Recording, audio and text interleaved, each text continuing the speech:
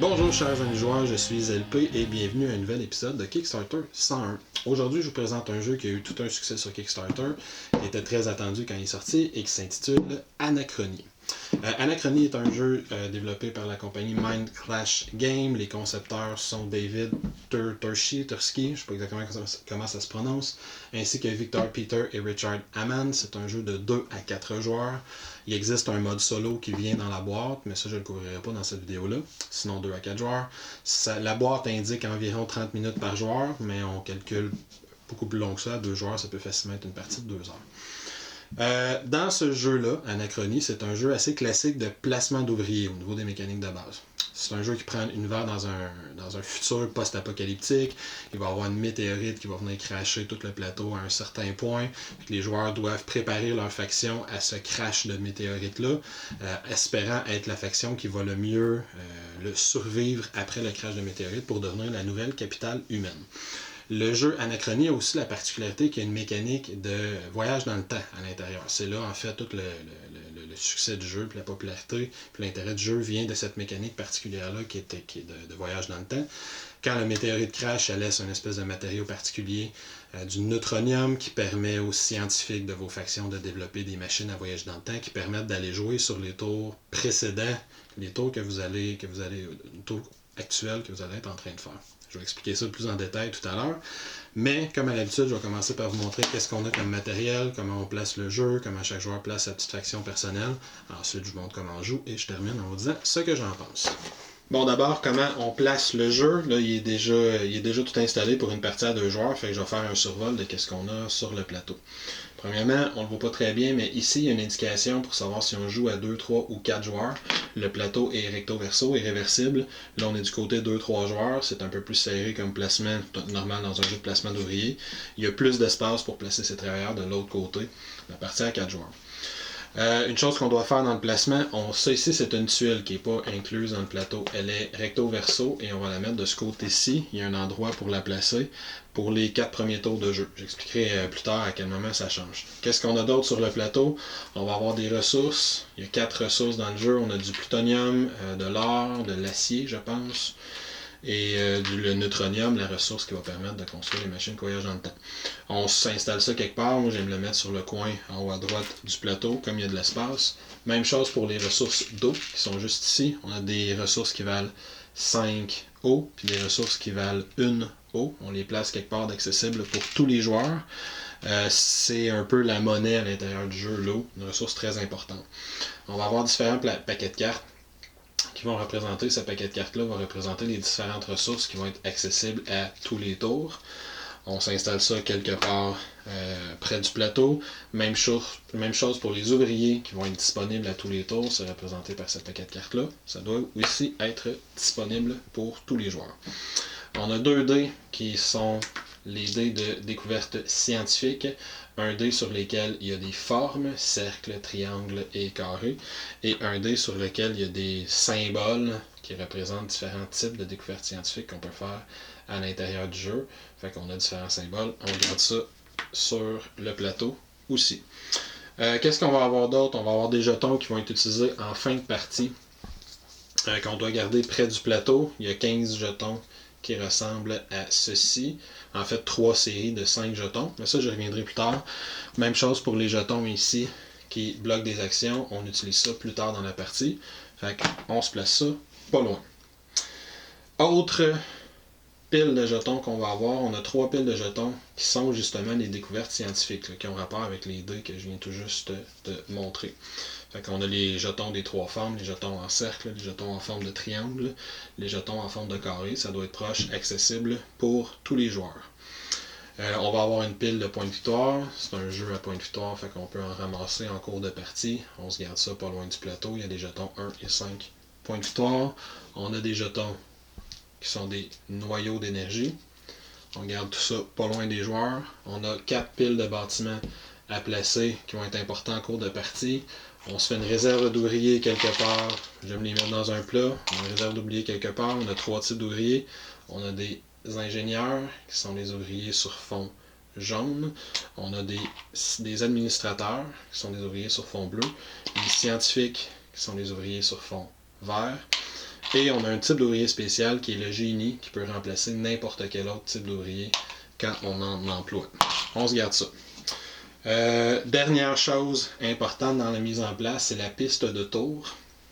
Ce sont ici des petites tuiles qui sont séparées les unes des autres. On en place 4 pour faire une première flèche qui va représenter les 4 premiers tours de jeu.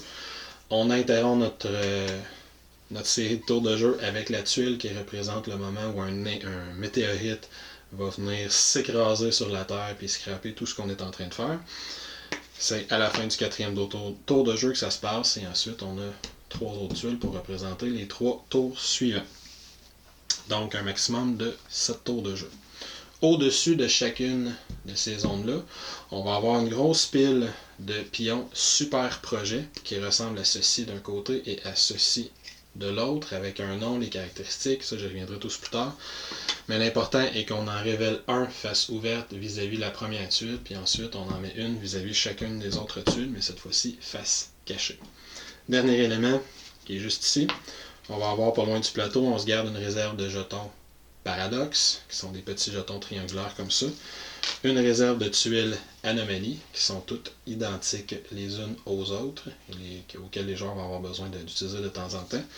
Et près de ce matériel-là, on va avoir un dé paradoxe qui a rapport avec les anomalies, qu'on garde aussi pas loin. Quand la mise en place du plateau principal est faite, chaque joueur doit faire une mise en place individuelle. On va avoir dans le jeu 4 grandes tuiles comme celle-ci qui représentent les 4 factions.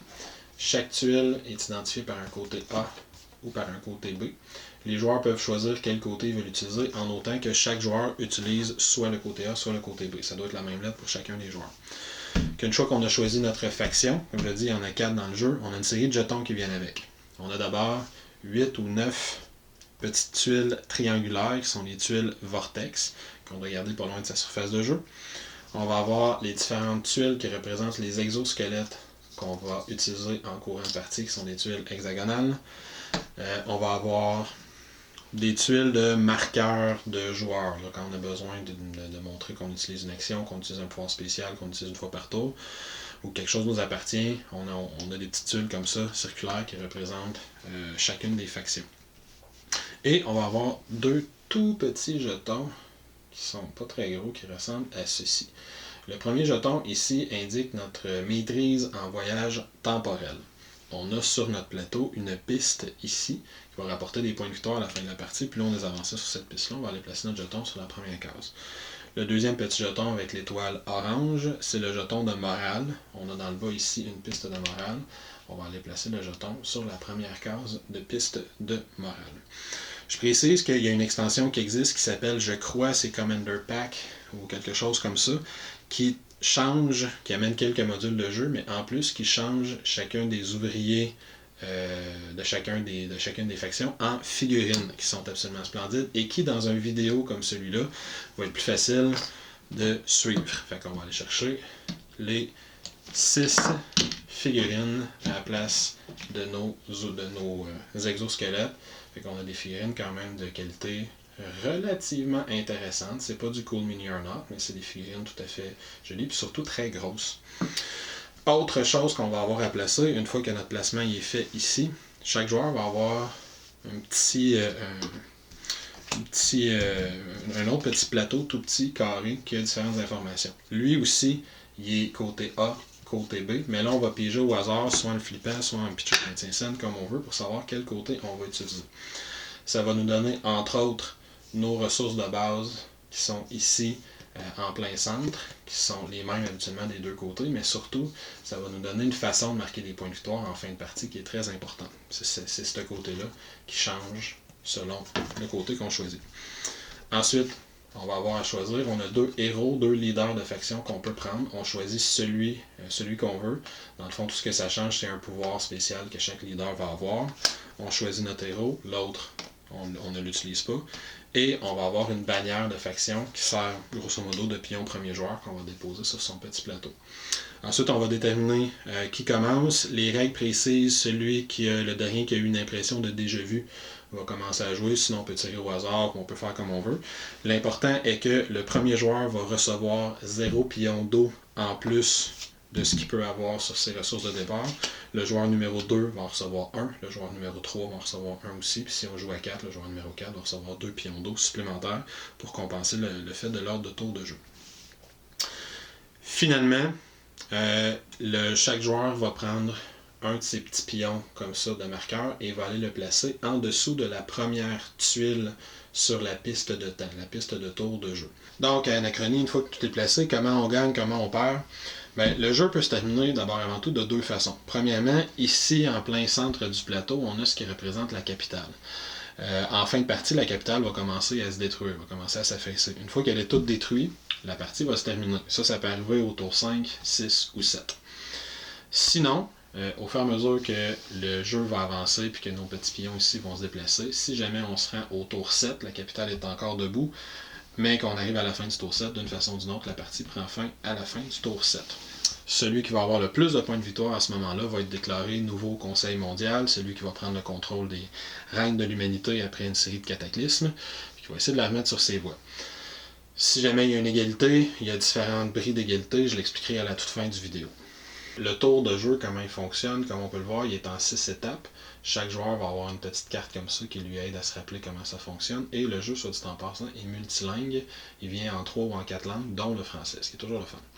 Donc, on a une phase de réapprovisionnement où on remet sur le plateau toutes les ressources, les ouvriers qui sont disponibles. On a une phase de paradoxe, suivie d'une phase de mise sous tension, phase de vortex, phase d'action, les tours d'action, c'est là qu'en tant que tel qu'on décide qu'est-ce qu'on fait, les autres phases sont très rapides.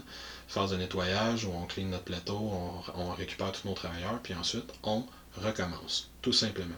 Fait que maintenant, je vous explique en détail les phases une par une. Première étape de la phase de réapprovisionnement, on regarde nos marqueurs de faction, sont vis-à-vis un tour de jeu. On va aller révéler le super projet du tour suivant. Comme on est au tour 1, première phase de réapprovisionnement, on va aller révéler le super projet du tour 2.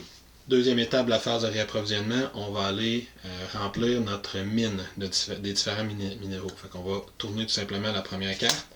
On va placer sur les 5 cases qui sont ici les 5 minéraux qui sont demandés. Donc j'ai 2 neutronium, j'ai un or, puis j'ai c'est du titanium. J'avais dit ça tantôt, c'est du titanium. Et ici, si les cases ont été vidées, on va aller placer la ressource qui est demandée dans chacune des cases. Donc, je place mes 3 ressources et cette partie-là de la phase de réapprovisionnement est faite. Une fois que nos minéraux sont faits, on va rafraîchir, on va remettre des ouvriers qui sont disponibles pour le tour en cours. On fait la même chose qu'avec les minerais, on révèle une carte et dans notre pile d'ouvriers, on va aller chercher les ouvriers qui sont demandés, qu'on va aller placer dans l'ordre comme ils sont demandés. Fait que sur la case des ingénieurs ici, je vais aller placer 2 ingénieurs. Sur ma case de génie, je vais aller placer un génie. Et sur la case de l'administrateur, je vais aller placer un administrateur. Autre élément qu'on a à faire pendant la phase de réapprovisionnement, c'est de faire rouler nos piles de tuiles de bâtiment. Au début du jeu, on commence avec 4 tuiles de bâtiment.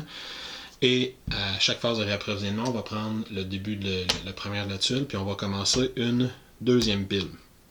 On va toujours avoir ainsi 8 bâtiments disponibles. Dans le tour suivant, on va continuer à les descendre comme ça si le bâtiment n'a pas été compris. Quand notre phase de réapprovisionnement est terminée, on passe à la phase de paradoxe. La phase de paradoxe, on ne la fera jamais au premier tour de jeu, mais on va la faire dans les tours subséquents. La façon qu'elle fonctionne, c'est qu'au cours du jeu, on va avoir placé, chaque joueur va avoir placé des tuiles, ces petites tuiles triangulaires dont j'ai déjà parlé, sur les tuiles de tour de jeu. J'expliquerai plus tard comment on fait pour les placer, comment on fait pour les enlever. Mais dans la phase de paradoxe, ce qu'il faut savoir, c'est que pour chaque tuile, en commençant par celle qui est la plus à gauche, on va aller voir qui est majoritaire en termes de couleur sur cette tuile-là. C'est pas une bonne chose d'être majoritaire. En cas d'égalité, comme c'est le cas dans la première tuile, chaque joueur va gagner ce qui vient avec ça. Fait que dans ce cas-ci, j'aurais une majorité égale entre le joueur jaune et le joueur vert sur la première tuile, puis une majorité pour le joueur vert sur la deuxième tuile. Chaque joueur qui est majoritaire pour chaque tuile va lancer le dé de paradoxe. Fait que le joueur jaune lance pour ici et il va ramasser une tuile, un petit jeton paradoxe qui va aller placer près de sa faction de jeu. Le joueur vert fait la même chose pour la première tuile, lui a été moins chanceux, il en ramasse 2. Jeton paradoxe, même chose, il va aller placer ça près de sa faction. Ensuite, sur la deuxième tuile, le joueur vert va lancer, il en ramasse un troisième, mais le joueur jaune, lui, il n'a pas à lancer parce qu'il n'est pas majoritaire. Si jamais, pendant cette phase-là, un joueur ramasse un troisième jeton paradoxe, en sachant qu'on les garde de tour en tour, donc si le joueur jaune il en a ramassé juste un dans ce tour-là, ça se peut qu'au tour suivant, il en ramasse 2 de plus. Mais dès qu'on atteint un troisième jeton paradoxe, on arrête de lancer des dés, même s'il y avait d'autres jetons placés plus loin. le joueur vert arrêterait immédiatement. Et il va aller se prendre une tuile anomalie. Anomalie temporelle, ce qui est évidemment pas une bonne chose. Quand on prend une tuile anomalie, il faut aller la placer sur son plateau. On a 4 endroits ici qui représentent les endroits où on peut placer des bâtiments. Les tuiles anomalies vont venir bloquer un bâtiment. On doit le placer sur l'endroit qui est le plus à gauche possible. En cas d'égalité, comme c'est le cas présentement, on pourrait le placer sur n'importe quelle ligne. Ça va aller bloquer une zone où on pourrait construire un bâtiment. Quand tout le monde a lancé ses dés, ramassé ses pions paradoxes, ses tuiles anomalies, ben, la phase de paradoxe est terminée. Troisième étape après la phase paradoxe, on arrive à la phase de mise sous tension. Pendant cette phase-là, chaque joueur va décider combien d'exosquelettes il veut utiliser pendant son tour. On voit ici qu'il y a 6 espaces pour utiliser des exosquelettes. Les 3 premiers espaces sont gratuits. Chaque exosquelette, à partir du 4e, le joueur va avoir à dépenser un de ses noyaux d'énergie. Ces noyaux d'énergie, ça va être indiqué sur sa petite fiche personnelle. Il va commencer la partie avec combien de noyaux. Dans ce cas-ci, le joueur commence avec 4 noyaux d'énergie. Donc, si on veut activer des mecs, on les place, pas des mecs, pardon, des exosquelettes, on les place tout simplement sur les zones gratuites ou les zones payantes si on veut en activer davantage, en n'oubliant pas de payer le coût. Chaque case qu'on va avoir laissée vide, par contre, va nous rajouter un jeton d'eau. Dans ce cas-ci, le joueur va aller dans la réserve générale, il va aller se ramasser 2 jetons d'eau. Il va avoir payé un noyau d'énergie, mais il va avoir gagné 2 eaux. S'il avait décidé plutôt de faire ceci, il n'aurait pas dépensé son noyau d'énergie. Et en plus, il aurait fait 4 jetons eau. Par contre, il y aurait eu moins d'opportunités pour utiliser ses exosquelettes pendant le tour. Il aurait pu en utiliser juste 2 au lieu de 4. Quatrième étape, on a l'étape Vortex. Dans cette étape-là, les joueurs vont se demander s'ils le veulent des ressources du futur. On l'a dit, c'est un jeu qui joue avec une mécanique de voyage dans le temps. On sait que plus tard, notre civilisation va développer des machines à remonter dans le temps, des machines à voyager dans le temps. Les joueurs le savent parce que justement, ils se sont eux-mêmes envoyé l'information du futur en sachant ça. Et ça, c'est traduit dans le jeu par une petite mécanique toute intéressante et toute simple. Chaque joueur a une petite série de jetons comme ça. Je les ai montrés au début du jeu. Et dans chaque phase de Vortex, chaque joueur peut choisir 1, 2 ou 0 s'il le veut de ces jetons-là. Secrètement, on va les placer dans les mains. Tous les joueurs vont les révéler en même temps. Et on va aller les placer sur la tuile du tour en cours. Et comme vous avez pu le voir en regardant les différents jetons, ben, ces jetons-là représentent des ressources qui sont à l'intérieur du jeu. Chaque jeton qui a été placé va permettre aux joueurs immédiatement d'aller se chercher la ressource correspondante. On peut aller chercher la ressource qui permet de construire des machines à voyager dans le temps. On peut aller chercher n'importe laquelle des autres ressources, de l'eau, des ouvriers, qu'on peut voir ici le scientifique, l'ingénieur ou l'administrateur. On peut même aller s'activer un exosquelette supplémentaire qu'on va placer sur sa fiche de faction. Si on décide d'aller chercher des ouvriers du futur, ben, voyage dans le temps, c'est difficile pour un être humain. C'est difficile sur le corps, fait qu'on voit ici que je vais avoir à payer un petit jeton d'eau. Et peu importe ce que j'utilise, ce que je décide d'utiliser du futur, il est disponible immédiatement. Donc si je décide de prendre un ouvrier, il va être actif pour mon tour, ma phase d'action qui s'en vient. Si je décide de prendre un exosquelette, il va être utilisable pour la phase en cours. Si je décide de prendre des ressources, je vais pouvoir m'en servir pour construire dans la phase immédiatement. Fait que chaque joueur place ses jetons une fois qu'ils ont été révélés. Et on se rappelle la phase de paradoxe, c'est ça qui va déterminer les majorités sur chaque tuile qui vont faire lancer les dés, qui peuvent me donner des tuiles paradoxes puis éventuellement des tuiles anomalies. Une fois que la phase vortex est terminée, ben, tous les joueurs passent à la phase tour d'action. Et évidemment, c'est le cœur du jeu. Fait que comment ça fonctionne? D'abord, on précise certains éléments. Sur la case qui est juste ici, c'est là qu'on va aller placer la bannière du premier joueur. Fait que c'est assez évident sur le plateau, c'est qui commence à jouer. Après, on joue en sens horaire. Donc, ça a été déterminé dans la phase initiale là, de placement qui commençait. Ici, il y a des petites particularités au niveau de ce placement d'ouvriers-là. Sur le plateau principal, ça représente la capitale et les environs. C'est un territoire dévasté, c'est un territoire dangereux. Nos ouvriers ne peuvent pas aller sur la capitale sans aide, sur toutes les actions qui sont ici sur ce plateau-là. Pour y aller, ils ont besoin d'avoir un exosquelette pour se protéger des radiations, de l'air toxique, etc., etc. Comme je le disais tout à l'heure, dans le jeu de base, nos pions ressemblent à ceci. Donc, quand on veut envoyer un ouvrier, on voit sur le pion qu'il y a un espace ici qui correspond exactement à la taille d'un ouvrier. Quand je vais envoyer un ouvrier en ville, à la capitale ou dans ses environs, je dois le placer sur un exosquelette et le placer sur l'une des grandes tuiles hexagonales pour prendre l'action correspondante. Si on va acheter l'extension, c'est pensé aussi pour être pratique, il y a un petit espace pour rentrer les ouvriers, même principe. Fait que tout ce qui est grande tuile hexagonale, grand espace hexagonal, ça me prend un exosquelette pour pouvoir aller faire ces actions-là. C'est donc là la question à savoir combien d'exosquelettes on veut activer, ça dépend combien d'ouvriers on veut envoyer sur le plateau principal. Sinon, sur notre plateau personnel, là où on a toutes nos ressources, on peut avoir aussi des actions qu'on peut faire sur notre plateau personnel quand on prend notre phase de tour d'action. Quand on a ce petit symbole-là, qui est justement la silhouette d'un travailleur, ça indique que c'est un espace où je peux envoyer un travailleur pour prendre l'action correspondante. En début de partie, on a habituellement une action aussi qui est disponible pour chacun des joueurs, mais à force de construire des bâtiments ou en gagnant des anomalies qui ne sont pas une bonne chose, on va gagner d'autres endroits où on peut aller placer des travailleurs, Comme il n'y a pas le symbole d'hexagone, je n'ai pas besoin de placer un de mes exosquelettes pour y aller. Mon travailleur peut y aller tout seul. Il est dans le confort, dans la sécurité de sa base natale, de sa propre faction. Un troisième type d'action qu'on peut avoir, c'est ce qu'on appelle dans le jeu les actions gratuites. Quand on a un petit cercle comme ça, c'est un pouvoir généralement qu'on peut utiliser une fois par tour. Pour montrer qu'on l'a utilisé, on va tout simplement lui placer un de ces petits jetons circulaires dessus pour montrer que pour ce tour-ci, l'action est utilisée. Donc, sur le plateau principal, on va avoir les différentes actions qu'on peut faire qui ont rapport, entre autres, avec la capitale et ses environs.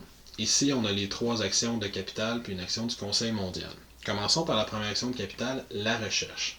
Premièrement, pour chaque action, on voit ici qu'il y a des particularités selon l'ouvrier que j'envoie. Dans ce cas-ci, on voit que l'ingénieur et l'administrateur ne peuvent pas aller faire la recherche, ça me prend absolument un scientifique. Donc, pour aller faire cette action-là, je dois prendre un scientifique, le mettre dans un exosquelette qui a été mis sous tension et l'envoyer. Si je l'envoie dans la première zone, ça ne me coûtera rien. Si je l'envoie dans la deuxième zone, ça va me coûter un surplus en eau. Donc, il y a toujours un avantage d'être le premier, comme c'est le cas dans la plupart des worker placements. Quand on va prendre une action de science, on choisit l'un des 2 dés, on le place sur la face de notre choix. Par exemple, si je prends ce petit symbole-là sur le symbole de clonage ou d'ADN, et ensuite on lance l'autre dé. Triangle ADN, fait que je vais aller chercher dans ma pile de jetons scientifiques exactement ce que j'ai roulé. Triangle avec le petit symbole d'ADN dessus. On va mettre ça dans sa réserve. Ces jetons-là ont différents utilisateurs en cours de partie sur lesquels je vais revenir.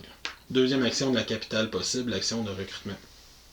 Même principe, on envoie un ouvrier qui est toujours dans un exosquelette, on n'oublie pas, et on choisit l'ouvrier de notre choix qu'on rajoute à notre zone active. Lui aussi, comme chaque zone, il y a des particularités selon le type d'ouvrier que j'envoie. Les scientifiques ne peuvent pas recruter. Les ingénieurs, on ne le voit pas très bien, mais il y a un petit symbole d'interdiction de cerveau. Donc les ingénieurs ne peuvent pas recruter de génies, qui sont des ouvriers jokers, alors que l'administrateur peut recruter n'importe qui. Moi, j'ai envoyé un ingénieur, donc je peux recruter soit l'ingénieur, soit un administrateur, que j'ajoute à ma réserve active. À chaque fois qu'on recrute, il y a un petit bonus de recrutement qui est indiqué ici, juste sur le côté. Les scientifiques me permettent d'aller chercher 2 jetons eau. Les ingénieurs me permettent d'aller chercher un noyau d'énergie, ce qui sert à activer des exosquelettes. Les administrateurs me permettent de gagner immédiatement un jeton point de victoire, que je ramasse dans la réserve générale et que je mets près de mon plateau. Et les génies me permettent un point d'intégration, donc je choisis le bonus de mon choix parmi les 3 autres bonus. Troisième action de la capitale, la construction. Construction, j'ai 2 options. D'une façon ou d'une autre, je dois toujours commencer par aller me prendre un ouvrier que je vais placer dans un exosquelette et placer sur l'une des 2 cases en payant un surcoût de un jeton haut si je l'ai placé dans cette case-ci. Et on voit que les scientifiques peuvent construire, les ingénieurs peuvent construire, mais ils vont me sauver une ressource de titanium. J'ai un petit moins 1 titanium ici, donc ça va me coûter un titanium de moins, peu importe ce que je construis. Et les administrateurs ne peuvent pas construire. Donc, ma première option, comme je le disais, c'est de construire un bâtiment. Si on choisit un bâtiment, on va chercher le bâtiment qu'on veut dans les 8 qui sont présentement disponibles. Dès qu'on choisit un bâtiment, celui qui est en dessous va immédiatement devenir disponible pour les joueurs suivants. Et même chose si on a passé plusieurs tours de jeu, puis ma deuxième pile commence à avoir différents bâtiments dessus. Si je décide de construire le bâtiment qui est ici, ce bâtiment-là redevient disponible pour tous les joueurs. Une fois qu'on a choisi notre bâtiment, on va aller le placer sur son plateau. Et c'est d'ailleurs notre plateau individuel qui détermine le coût en ressources du bâtiment, ce qu'on doit dépenser pour le construire. chaque bâtiment a un coût similaire. C'est vraiment notre plateau qui détermine. Fait que je vois par exemple, si j'avais choisi un bâtiment dans la pile jaune, je dois avoir dépensé un neutronium, 2 titanium puis une ressource d'eau. Moi, dans mon cas, j'ai choisi le bâtiment dans la série rouge. J'ai une petite icône ici pour me rappeler aussi si jamais la misère avec les couleurs. J'ai une petite icône qui est différente pour chaque type de bâtiment. Le petit symbole à l'intérieur du triangle. Moi ici, j'ai un plutonium, 2 titanium, puis un jeton d'eau je dois dépenser. On n'oublie pas que j'ai utilisé un ingénieur, donc je vais sauver une ressource de titanium. Donc, ce que j'ai à dépenser, un plutonium, un titanium, une eau, je dépense ça, je vais placer mon bâtiment toujours sur la zone la plus à gauche. La prochaine fois que je vais construire un rouge, ça va me coûter un petit peu plus cher.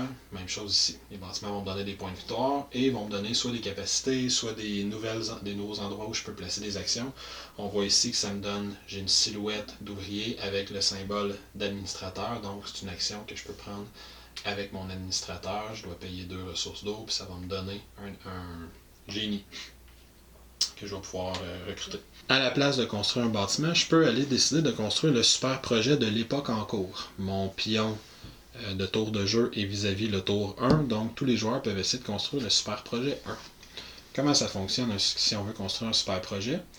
Comme les bâtiments, on a un nombre de points de victoire qu'il va falloir à la fin du jeu, on a un pouvoir que le super projet nous donne, et on a son coût de construction qui sont généralement très élevés. On voit que ce super projet-là, je dois donner 2 plutonium, 2 titanium, je dois sacrifier un ingénieur et je dois donner 2 ressources d'eau. Ça, je les perds, toutes ces ressources-là. Ça me prend un ingénieur en plus de celui que j'ai envoyé pour faire l'action construction. Et en plus, je dois sacrifier des découvertes technologiques. C'est à ça que ça sert de prendre l'action de recherche, entre autres. Fait que soit je dois sacrifier la recherche en forme de cercle avec ce petit icône-là dessus, soit je dois sacrifier une recherche triangulaire puis une recherche carrée, mais qui ont n'importe quel symbole dessus. Fait que soit une spécifique, soit 2 plus générales. Si on construit un super projet, on doit venir le placer sur cette tuile de faction personnelle. Il va aller prendre la place des différents bâtiments. Le super projet, comme on peut le voir, prend 2 cases et il faut toujours le placer le plus à gauche possible. Donc, dans la configuration actuelle, je n'aurais pas le droit de le placer ici, mais je pourrais le placer ici, là ou là, ce qui va prendre la place d'autres bâtiments futurs. Mais les super projets ont toujours, 1, une grande valeur en point de victoire et 2, un pouvoir très puissant. Dans ce cas-ci, ça me dit que pour le reste de la partie, à chaque fois que je vais prendre une action qui me demande de dépenser de l'eau, par exemple celle-ci, je vais en dépenser une de moins. Fait qu'en la construisant comme ça, dès le premier tour de jeu, je viens de faire une grande économie d'eau tout le restant de la partie. Autre action possible, on a le Conseil mondial qui est ici. Conseil mondial, on a 2 cases. On a une qui coûte un jeton d'eau pour y aller, puis on a une qui coûte 2 jetons d'eau pour y aller. Les deux, à la base, ont le même pouvoir. Si on déplace un ouvrier pour aller sur le Conseil mondial, on dépense l'eau appropriée, puis on peut copier une action, une des 3 actions d'en dessous, s'il n'y a plus de place pour pouvoir la faire. Fait que dans ce cas-ci, si moi je veux vraiment construire quelque chose, je pourrais aller au Conseil mondial, puis copier mon action de construction. L'ouvrier que j'envoie va avoir le même avantage, le même inconvénient que l'action que je vais copier. Donc, si je voulais copier une action de science, je ne pourrais pas envoyer un administrateur comme je viens de le faire. Dans le cas de la construction, ben là, mon exemple n'est pas très bon parce qu'ils ne peuvent pas construire. Mais si j'envoie un savant pour faire l'action de construction, ben, il n'y aurait pas le rabais d'une ressource, mais il a tout à fait le droit de construire. Quelle est la différence entre les 2 cases? Ben, si je décide de prendre cette case-là, ça me coûte un petit peu plus cher, mais je prends le pion premier joueur. C'est moi qui deviens premier joueur. Dans ce cas-ci, comme je suis le joueur jaune, ben, je m'assure que je vais rester premier joueur au prochain tour. Sinon, ben, c'est mon adversaire qui va enlever ma bannière puis qui va mettre sa bannière à lui ici pour indiquer qu'il est premier joueur. Si on veut, on peut décider de prendre cette case-là, même s'il reste des cases disponibles à chacune des actions. Si on décide de faire ça, on va devenir premier joueur ou on va s'assurer qu'on le reste. Par contre, on ne copiera pas d'action. Fait qu'on perd une action, mais on s'assure d'être le premier à jouer le tour suivant. Ici, on a l'action de purification d'eau. Premièrement, on voit que c'est des actions avec des grands hexagones. Fait que ça, c'est les seules actions du plateau qu'on peut être plusieurs joueurs à prendre l'action dans le même tour de jeu ou le même joueur qui prend l'action plusieurs fois. Le principe dans le cas de la purification d'eau, ben, la case est relativement claire. On va faire 3 jetons d'eau. Si on envoie un scientifique, tel qu'indiqué ici, on va faire un jeton d'eau supplémentaire. Ici, on a une autre zone de groupe, fait une autre zone où on peut être plusieurs exosquelettes à y aller. Qu'est-ce qu'on peut faire sur cette zone-là? On peut faire un échange. 2 ressources pour 3 os ou 2 ressources, n'importe lesquelles, pour un neutronium, 3 os pour 2 ressources, 3 os pour un noyau. Vous comprenez le principe? Le principe est qu'on doit suivre les flèches. Je ne peux pas échanger 2 ressources pour un noyau. Il faut que je l'échange pour c'est de l'eau que je peux échanger pour un noyau ou un neutronium pour un noyau. On peut envoyer n'importe quel ouvrier et l'administrateur peut faire l'action 2 fois si c'est lui qui y va. L'administrateur, lui, il peut transformer 3 os en un neutronium parce qu'il fait 2 changements. Ou sinon, il peut faire 2 autres changements de son choix. L'action de récolter des ressources, l'action de mine, on va envoyer un ouvrier de notre choix. Ici, on voit qu'il n'y a pas de restriction. Tous les ouvriers peuvent y aller. Et l'ingénieur a un petit avantage, j'y reviendrai. On choisit l'une des 5 ressources de notre choix, celle qui est la plus importante pour nous présentement. Puis en plus, on va rechercher la ressource vis-à-vis la case à laquelle on a décidé de se placer.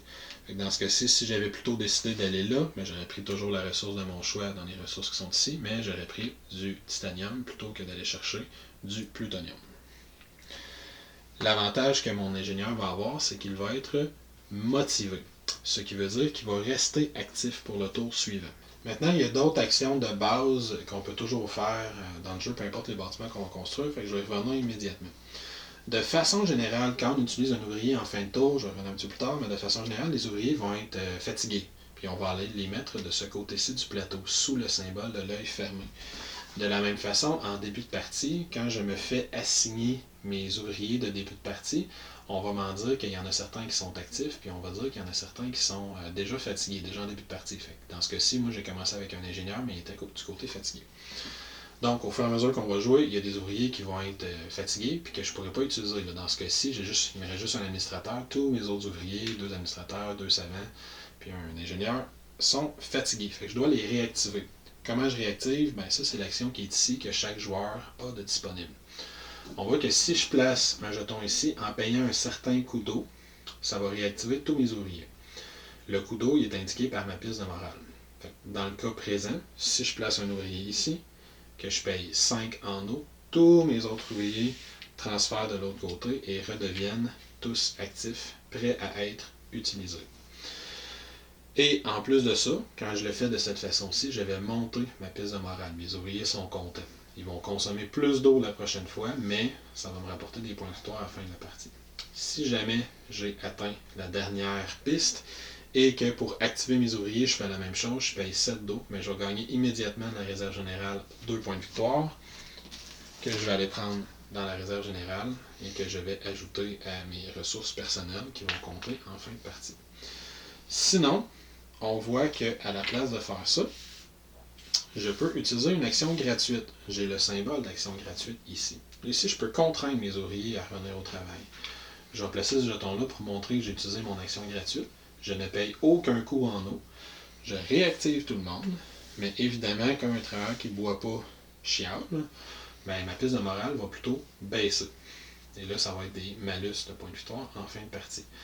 À l'inverse, de l'autre extrémité, si je suis au plus bas et que je décide de contraindre mes ouvriers, comme il ne peut pas aller plus bas, on voit qu'il y a une petite tête de mort, je choisis un de mes ouvriers qui meurt, celui que je veux, puis donc je le perds, puis ensuite tous mes autres ouvriers se réactivent. Donc quel est l'avantage d'avoir des ouvriers qui restent motivés, comme mon ingénieur qui va chercher des ressources, ou comme on voit ici, un administrateur qui fait cette action-ci, il a un petit œil ouvert, il est motivé. Ça veut dire que quand je vais récupérer tous mes ouvriers, au lieu de le mettre du côté des ouvriers qui sont fatigués, je vais le mettre du côté des ouvriers qui sont actifs. Donc, quand à tour de rôle, tous les joueurs ont pris une action à tour de rôle jusqu'à temps que chaque joueur ait dépensé tous ses ouvriers ou passe parce qu'il ne veut plus faire d'action, on passe à la dernière phase qui est la phase de nettoyage. Première chose qu'on va faire, on va récupérer tous nos ouvriers. Fait que quand on récupère nos ouvriers, on va tout simplement les chercher. Pour l'instant, on laisse nos exosquelettes sur place. Fait que moi, en tant que joueur jaune, je vais chercher tous mes ouvriers. Et je fais attention, si j'ai des ouvriers qui sont motivés, je vais les placer du côté droit de mon plateau. Donc si j'ai des ouvriers qui avaient la petite icône, comme on a ici avec mon ingénieur qui reste motivé quand il prend cette action-là. Fait que lui, il va être du côté droit de mon plateau. Tous les autres ouvriers qui n'étaient pas motivés, je vais les placer du côté gauche de mon plateau, donc inactifs. Quand on a pris tous nos ouvriers, qu'on les a placés au bon endroit, on récupère tous nos exosquelettes qu'on va mettre dans notre réserve générale. Ensuite, toujours dans notre phase de nettoyage, Si on est à la fin du 4e tour de jeu, on va avoir à résoudre l'impact. Il y a un météorite qui vient se cracher sur Terre. Je vais revenir un petit peu plus tard dans les détails qu'est-ce qui se passe. D'une façon ou d'une autre, on va vérifier les conditions de fin de partie. Fait qu'on se rappelle, soit on est à la fin du 7e tour de jeu, soit la capitale est complètement détruite. Et on passe à l'époque suivante. Fait que donc, on fait tout simplement avancer les pions de chaque joueur d'une époque. Si on est à la fin du 7e tour de jeu, on n'avance pas. La partie est plutôt terminée. Ensuite, on est prêt à commencer un nouveau tour de jeu.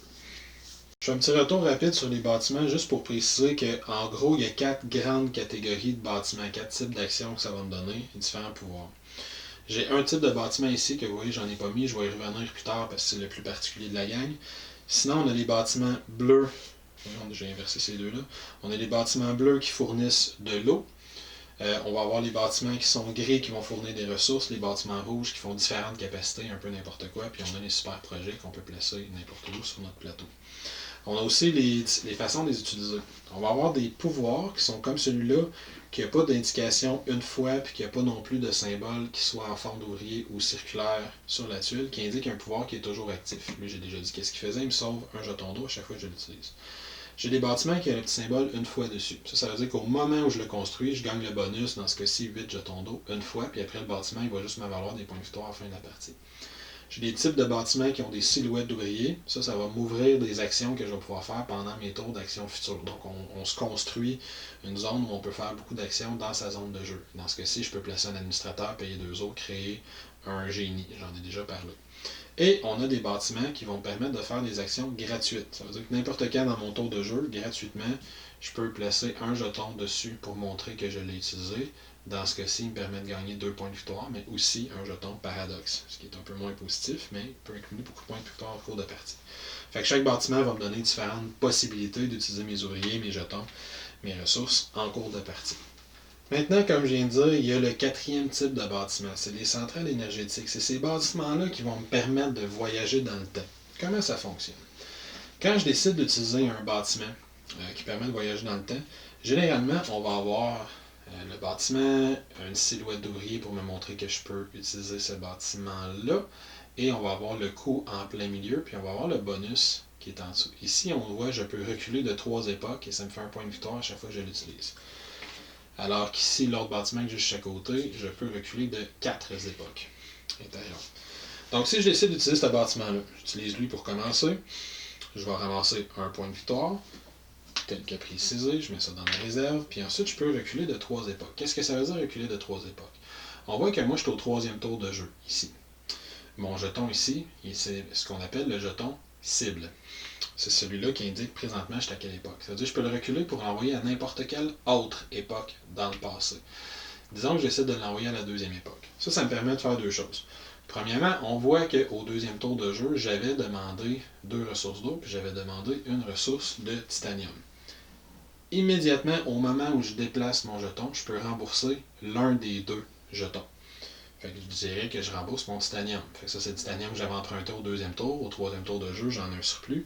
Je le retourne à la réserve. Ça veut dire que je me renvoie moi-même au tour 3 le titanium que j'avais demandé au tour 2.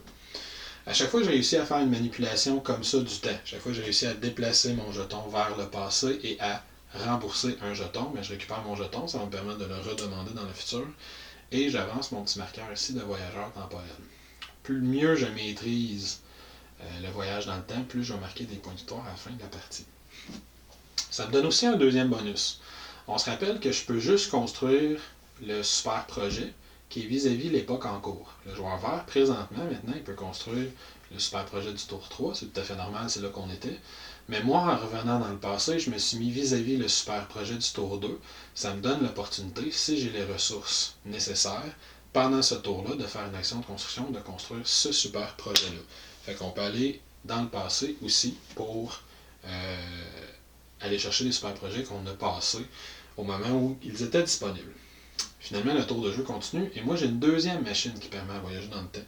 Fait que si je veux plus tard dans mon jeu, je peux aussi l'activer, payer le coût qui est indiqué dessus, donc je vais payer une ressource d'eau. Et là, dans ce cas-ci, j'aurai 2 options. Soit je l'envoie plus loin dans le passé, cette machine-là me permet de reculer de 4. Soit dit en passant, quand je calcule le 4, c'est pas à partir de l'endroit où je suis, c'est toujours à partir du tour en cours. Donc on est au tour 3, il peut reculer de 4, il peut aller à n'importe quelle des 2 périodes. Fait que les options que j'ai, soit il reste à l'endroit où il est et il rembourse cette tuile-là, en ayant pris une autre action de voyage dans le temps, fait qu'il paye 2 jetons d'eau pour récupérer cette tuile-là, ça avance ici, soit il s'en va à l'autre époque et il rembourse l'une des tuiles qui est demandée. Ici, par exemple, j'aurais remboursé un ingénieur, fait qu'il pourrait prendre son ingénieur qui doit être dans la zone active, parce que moi, quand je l'ai reçu au premier tour, il était actif, fait qu'il faut que j'en envoie un actif dans le passé pour pouvoir le rembourser. Il le retourne à la réserve, il récupère son jeton. On avance ici le marqueur de voyageur temporel. Je vais marquer plus de points en fin de la partie. Grosso modo, le voyage dans le temps, c'est comme ça qu'il fonctionne. On se rappelle, dans la phase 4 de chaque tour de jeu, je vais avoir placé ces jetons-là pour me demander des ressources du futur. Mais c'est avec ces appareils-là, ces machines-là, que je peux manipuler le passé puis rembourser ces jetons-là pour pas qu'il y ait trop de paradoxes temporels.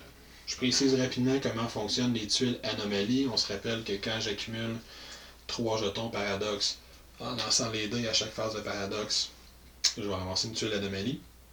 Les tuiles d'anomalie, je dois, comme les super projets, les placer le plus à gauche possible. Dans la configuration possible, le seul endroit où je pourrais le placer, ça serait ici.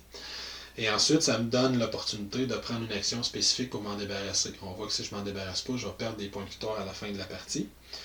Et les tuiles d'anomalie, ben, je peux placer n'importe quel ouvrier, sacrifier 2 os et soit 2 ressources n'importe lesquelles, soit un neutronium. Et je vais enlever la tuile d'anomalie, mais mon ouvrier que je vais avoir placé, on voit ici une petite tête de mort, mon ouvrier va mourir, il va être disparu dans une anomalie temporelle, mais il va avoir aidé ma civilisation. Ça fait une couple de fois que j'en parle. À la fin du 4e tour, il y a un météorite qui vient péter sa terre, puis qui explose tout, puis qui change complètement la façon dont la partie va jouer.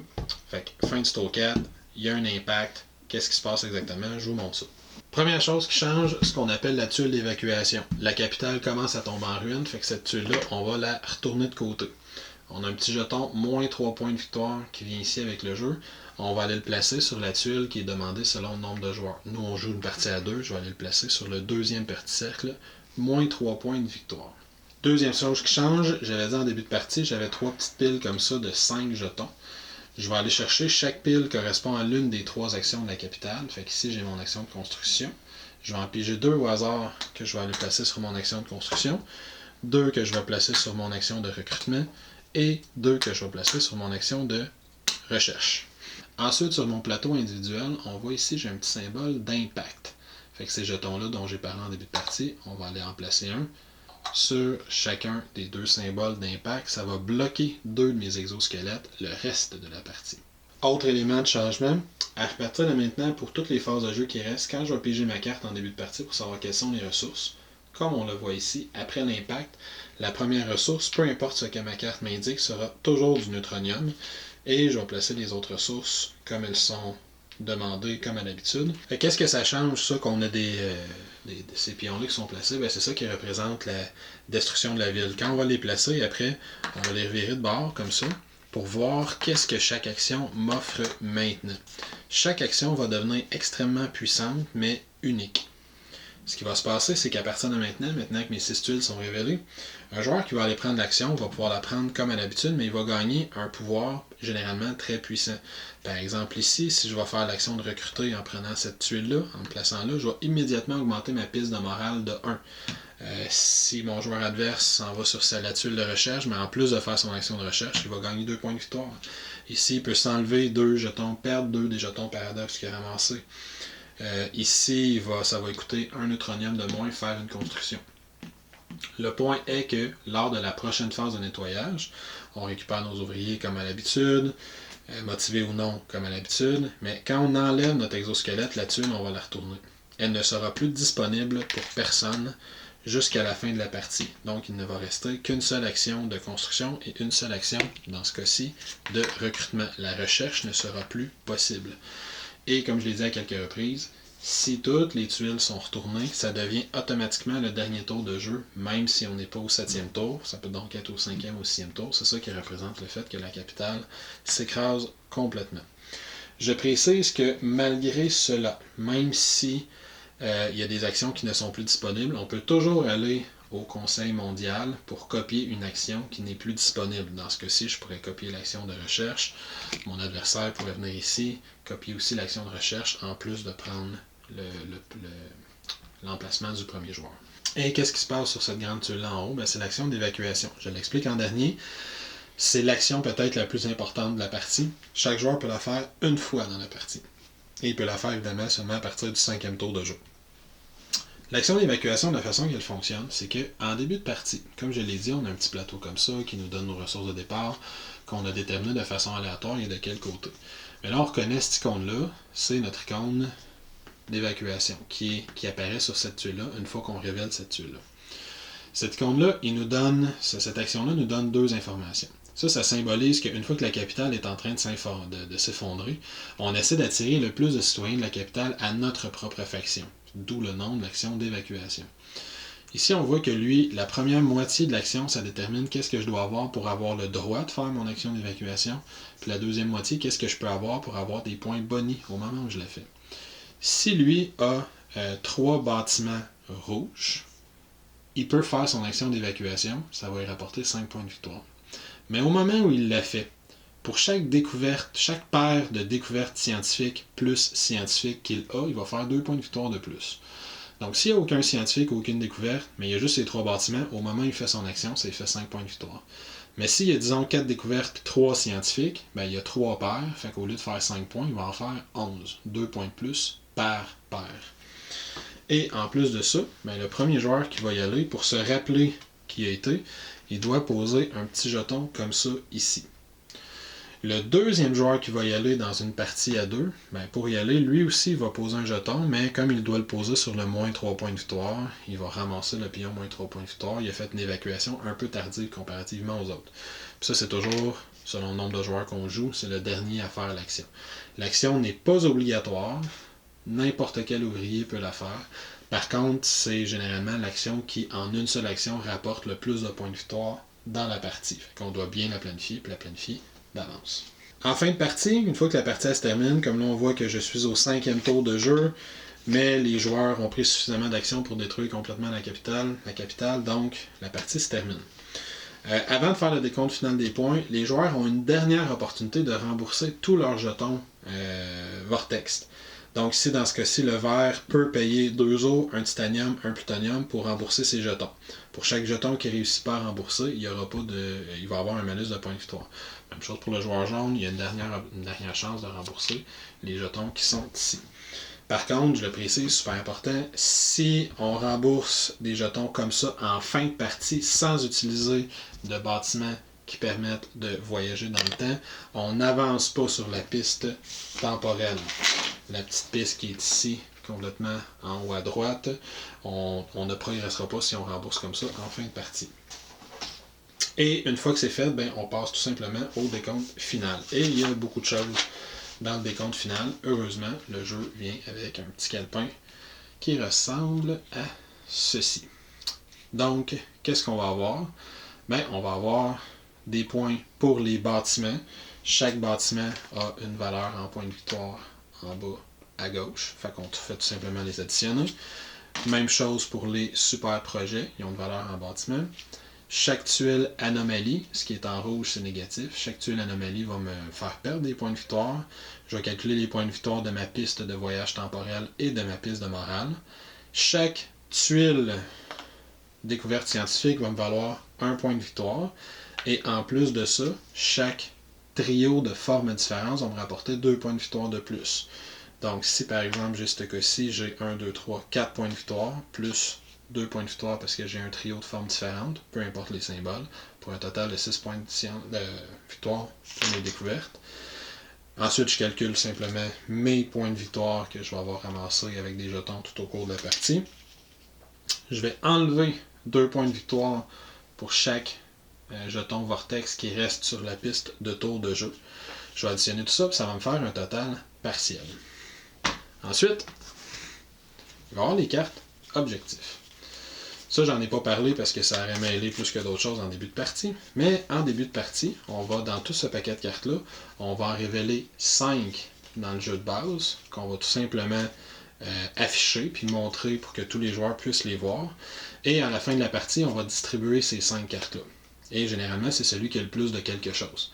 Par exemple, si cette carte objectif-là est visible, celui qui a le plus de pions hauts en fin de partie va faire un bonus de 3 points de victoire. Celui qui a le plus de super projets, 3 points de victoire. Celui qui a le plus d'ouvriers, 3 points de victoire. Celui qui est le plus haut sur la piste de morale, vous avez saisi le principe, les découvertes scientifiques, celui qui peut reculer le plus loin dans le temps, etc., etc., etc. Fait qu'on distribue les 5 cartes objectifs selon ce que chacun a réussi à atteindre. En cas d'égalité, les 2 joueurs marquent les points de la carte objectif. On fait un grand total, celui qui a le plus de points l'emporte. En cas d'égalité, le premier bris d'égalité, c'est celui qui a le plus d'eau. Le deuxième bris d'égalité, c'est celui qui a le plus de ressources, tout type confondu. Et s'il y a toujours une égalité, ben, les joueurs à égalité partagent la victoire. Ils vont être 2 nations à régner sur l'humanité. Bon, les explications sont finies. J'espère que vous êtes encore là. Finalement, qu'est-ce que j'en pense? Ben, ceux qui commencent à me connaître un petit peu vont s'en douter, j'ai adoré ça, c'est vraiment, vraiment le fun comme jeu.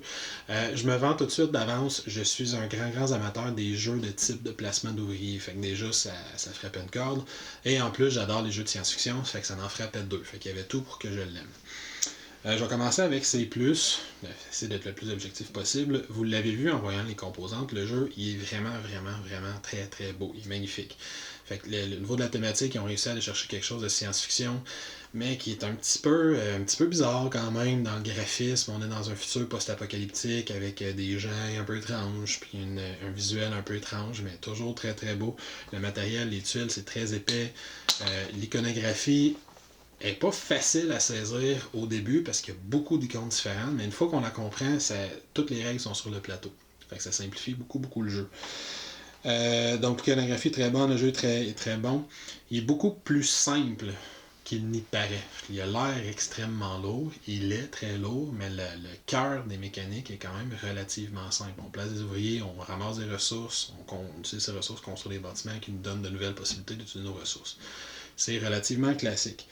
Il y a une petite twist intéressante au niveau de la thématique, le voyage dans le temps. Dans le fond, c'est une mécanique d'emprunt de base qu'il y a dans plein de jeux. Ils ont réussi à la transformer avec une thématique de voyage dans le temps qui est très intéressante. Fait qu'au tour 1, je peux prendre un administrateur que j'ai pas, l'utiliser pendant 3-4 tours, puis au tour 4, me rembourser mon administrateur maintenant que je suis capable d'en produire beaucoup. C'est super intéressant comme mécanique, puis ça amène des questionnements, beaucoup de réflexions en début de partie, savoir quelles ressources on veut, quand est-ce qu'on pense qu'on va être capable de le faire, parce qu'il faut faire attention à nos anomalies et nos paradoxes pour pas trop en avoir. Fait que, très intéressant. Il est en français. Il n'y a pas beaucoup de gros jeux comme ça qui viennent de sortir, qui sortent dans 3-4 langues tout de suite en partant. Fait que je le mets du côté des plus aussi. Un autre point positif, là, le dernier point positif que je vais peut-être mettre, c'est sa rejouabilité. Le jeu, avec les différentes extensions qu'on peut acheter, puis même juste avec le jeu de base, il y a bien des façons de le modifier. Les cartes objectifs vont changer d'une partie à l'autre. Fait que la façon dont on va scorer nos points en fin de partie, ça change. Les tuiles de tour de jeu sont réversibles et de l'autre côté, il y a des petits icônes particuliers qui donnent des pouvoirs, des avantages selon l'ordre dans lequel on place nos tuiles vortex. Donc si on veut jouer avec cette variante-là, on peut. Il y a des variantes qui viennent avec le jeu de base. Il y a des plateaux au complet qu'on peut rajouter de chaque côté du plateau. Ici, on a des grosses machines qui peuvent contrôler quand est-ce que la météorite va impacter. Ici, on a un plateau, un module d'aventure où on peut envoyer nos exosquelettes à l'exploration de déserts lointains pour qu'ils découvrent des trucs et qu'ils nous ramènent ça. On a un mode solo qui est quand même intéressant, qui est pas facile, puis qui a juste assez de hasard dedans dans les actions que le joueur qui est opposé à nous autres va faire pour qu'on puisse pas prévoir exactement ce qu'il va faire puis qu'on le plante à chaque fois qu'on joue. Il y a un mode avec les gardiens de l'ancien conseil qui sont d'autres exosquelettes qu'on peut engager pour en avoir plus pendant une partie. Fait qu'il y a 5-6 différents modules. Il y a un paquet de cartes pour que les ressources soient aléatoires en début de partie. Si on veut jouer avec cette variante-là, fait qu'il y a plein de variantes à l'intérieur du jeu qui donnent une rejouabilité pratiquement infinie au jeu. Du côté des moins, la mise en place. Si on n'a pas un organisateur intégré dans la boîte, ou si on ne se fabrique pas quelque chose en bois ou un insert qu'on commande, comme les Broken Tokens par exemple, il est vraiment long à placer. Ça prend facilement le placer, que tout le monde place son petit plateau, surtout si on a un ou deux joueurs qui n'ont jamais joué autour de la table, ça peut prendre facilement entre 20 et 30 minutes placer le plateau pour jouer, ce qui est très long puis très désagréable. C'est un des rares jeux que j'ai déjà laissé dans l'armoire parce que je le trouvais trop long à placer dans certaines circonstances. Ça, c'est un des avantages. Dans le même ordre d'idée, il prend de la place sur une table. Vous avez vu la taille du plateau. En dessous du plateau, il y a toutes les tuiles qui déterminent l'ordre de tour de jeu. Il y a 8 tuiles comme ça, une en arrière de l'autre. Ça prend énormément de place. Chaque joueur a un plateau de cette dimension-là, en plus du plateau personnel. Fait que quand on joue à 4 C'est 4 plateaux comme ça. Puis en plus de ce grand plateau-là, chaque joueur, en plus de son grand plateau, a un petit plateau comme ça avec une carte dessus. Fait que ça, c'est l'espace de jeu d'un joueur, en plus du plateau. Ça prend une grande table. On ne peut pas jouer à ça en pique-nique ou en camping. C'est un jeu qui prend trop de place à mon goût. Les règles sont relativement simples, mais il y a énormément de petits détails, des petits bâtiments que je peux utiliser, les pouvoirs que je débloque. Fait que vers la fin de la partie, les tours commencent à être un peu longs. Ça, c'est souvent le cas dans les worker placement, dans les placements d'ouvriers, peut-être un tour de trop. Le dernier tour, il commence à être un peu long parce que là, tous les joueurs ont 1 million d'options. Fait que ça peut être long de commencer à faire le tour. Ça, c'est dans les petits défauts. Et peut-être son principal défaut, qui le rend difficile d'accès pour un joueur qui est moins habitué avec les placements d'ouvriers, cette petite tuile-là donne les caractéristiques de l'action d'évacuation. Et ça veut dire qu'à partir du 5e tour, je vais pouvoir faire une action qui me prend qui va me donner plein de points de victoire. Si les joueurs ne commencent pas au tour 1 à se préparer à cette action-là, ils vont perdre la partie. Cette action-là est extrêmement importante dans le nombre de points que tu vas faire dans ta partie. Fait qu'un joueur qui veut jouer 2-3 tours, savoir un peu comment le jeu fonctionne, puis après commencer à se faire une stratégie développée, il vient de perdre. Fait que c'est un des rares jeux de placement d'ouvriers que dès que ton tour 1 commence, il faut que tu commences à penser à ta fin de partie. Il faut que tu commences à la planifier au moins un peu. T'sais, si toi, ça te prend des bâtiments rouges, commence à les faire. Si ça te prend des scientifiques, commence à t'engager tout de suite au premier tour si tu peux, parce que quand tu vas arriver à la fin, il va t'en manquer. C'est un petit défaut. Moi, personnellement, ça me dérange pas. Mais je suis un gros gamer, c'est pas tout le monde qui a cette capacité-là, ça peut en décourager certains et je comprendrais, puis ça peut causer des écarts de points assez intenses. Des fois, j'aime qu'un placement d'ouvrier, il n'y a pas quelqu'un qui gagne par 50 points. Lui, ça se peut. C'est pas nécessairement dans ses qualités. Malgré tout, moi, j'ai beaucoup aimé ça. Je vais lui mettre un 9.3 sur 10. Pourquoi 0.3? Parce que c'est quand même pas un jeu parfait, il y a ses défauts, mais comme ça fait quelques revues que je fais maintenant, c'est un jeu que je considère qui est supérieur à des jeux comme Conan ou Seven Sins que j'ai déjà fait, auquel j'avais mis 9, fait que je voulais mettre plus que 9. Sur ça, je mets 9.3. La boîte est gigantesque, elle paraît très très bien dans une bibliothèque de jeux, ça du temps passant, mettez-moi ça debout, ça vaut la peine qu'on la voit. Fait que si, comme à l'habitude, vous avez des commentaires, des questions ou des remarques sur des erreurs que j'ai fait en expliquant les règles, parce que j'en ai sûrement fait, vous pouvez me laisser ça dans les commentaires, ça va me faire plaisir d'y répondre. Sur ce, je vous suggère d'essayer au moins le jeu Anachronie. Si vous aimez les placements d'ouvriers, je vous garantis que vous allez aimer celui-là. Sur ce, je vous souhaite une excellente fin de journée.